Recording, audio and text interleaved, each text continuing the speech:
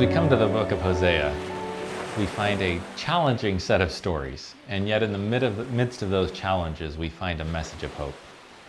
Israel has deserted God, and so God comes to Hosea and says, I want you to live out a prophecy. Therefore, go and marry a harlot, marry a prostitute. For the land has prostituted themselves. They have left their God. So he went and took a wife, and she bore him a son. Now this is where it gets interesting. God begins to tell him what to name his children. So the first son is named Jezreel.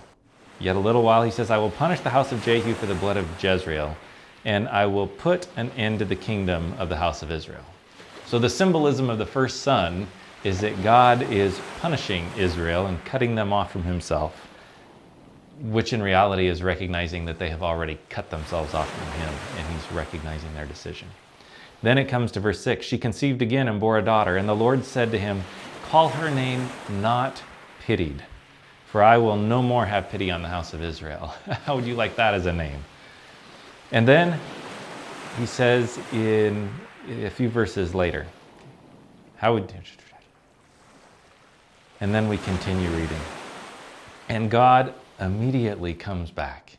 And after saying to name her Not Pitied, because I won't have pity, he immediately turns around and says, but I will have pity on the house of Judah. And I will deliver them by the Lord their God, not by bow or sword or by war or horses or horsemen, but I will deliver them.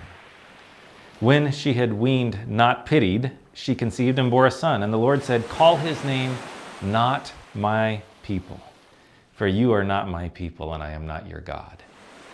This story seems to paint a picture of God that's not very loving or flattering, and yet when you read what happens immediately after these terrible names that are given, we find that they're given to show us the contrast of what is because of the people's choice and what God wants to do to them, for them.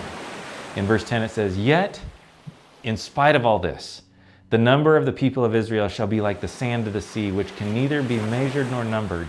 And in the place where it was said to them, you are not my people, it shall be said to them there, sons of the living God. And the people of Israel and the people of Judah shall be gathered together and shall have one head. Chapter 2 starts off and says, say to your brother, my people.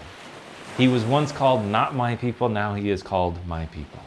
And to your sister, she who has obtained pity. Plead with your mother to come back. See, God gives these names to show the state and the condition of his people, and then immediately shows what he wants to do about it. He wants to pity them. He wants to redeem them. He wants to save them. So today, maybe you've been feeling like you're on the outs with God. Take comfort in knowing that your God longs to save you, longs to draw you back. No matter how far you have run, he reaches out with open arms and wants to draw you back to himself and embrace you and give you the knowledge that you are loved.